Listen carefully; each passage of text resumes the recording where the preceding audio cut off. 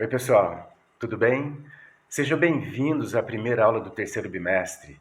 Essa aula é para os alunos do ensino médio, dos segundos anos do ensino médio. Só para deixar registrado, o tema que a gente vai tratar hoje na nossa aula é muito recorrente nas provas do Enem. De 2009 a 2017, ele esteve presente quase em todas as provas. O tema de hoje, Revolução Industrial. Bora lá?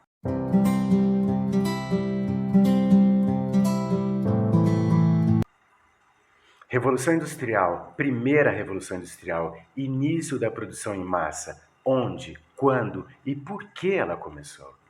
Bem, pessoal, a Revolução Industrial começa na Inglaterra, a partir da segunda metade do século XVIII, portanto, a partir de 1750. Existem alguns fatores que levam a esse pioneirismo inglês. Vamos falar sobre eles? Primeiro fator, a invenção da máquina a vapor no Reino Unido, início da oficina do mundo, essencial para o boom industrial. Um segundo fator é a chegada da burguesia inglesa ao poder político a partir do século XVII. Muitas medidas foram tomadas no parlamento britânico para beneficiar essa burguesia industrial.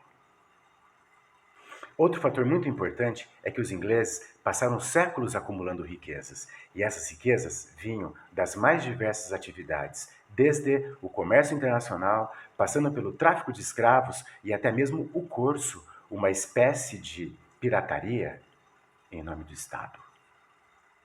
Tudo isso rendeu um monte de capital para os ingleses, que acabaram investindo nas indústrias. Aí você me pergunta, professor, e a mão de obra? De onde veio a mão de obra? Aí a gente precisa parar para pensar nesses dois polos da produção, trabalho versus capital. De um lado, operário, do outro lado, o burguês.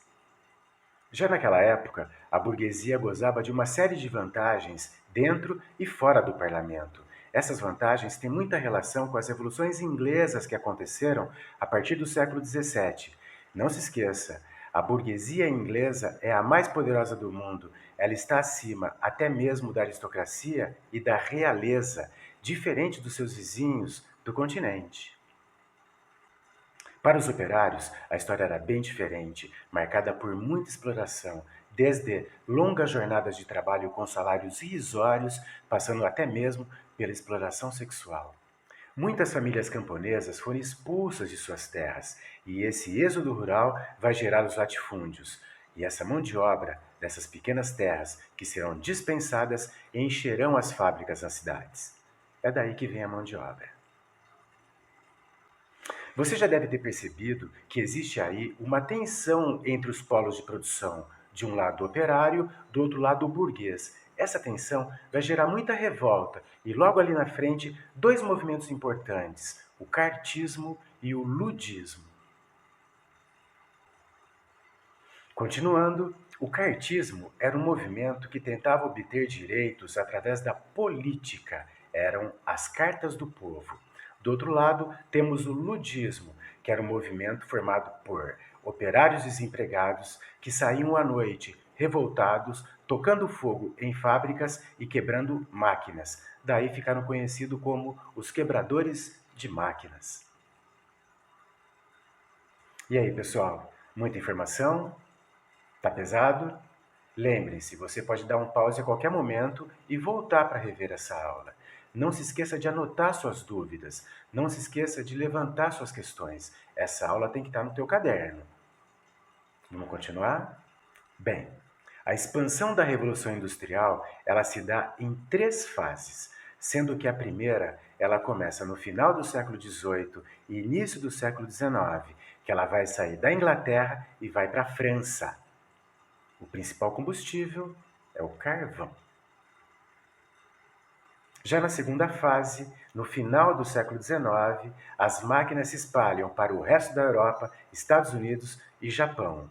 O combustível principal é o petróleo e é o início da utilização do motor a combustão. Na terceira e última fase, já no século XX, após a Segunda Guerra Mundial, a Revolução Industrial se espalha para o resto do mundo, levando tecnologia em massa, ainda muita coisa presente no nosso dia a dia. Aliás, Muitas coisas presentes ainda no nosso dia a dia são reflexos da Revolução Industrial lá de 1750. Ela não acabou e não vai acabar.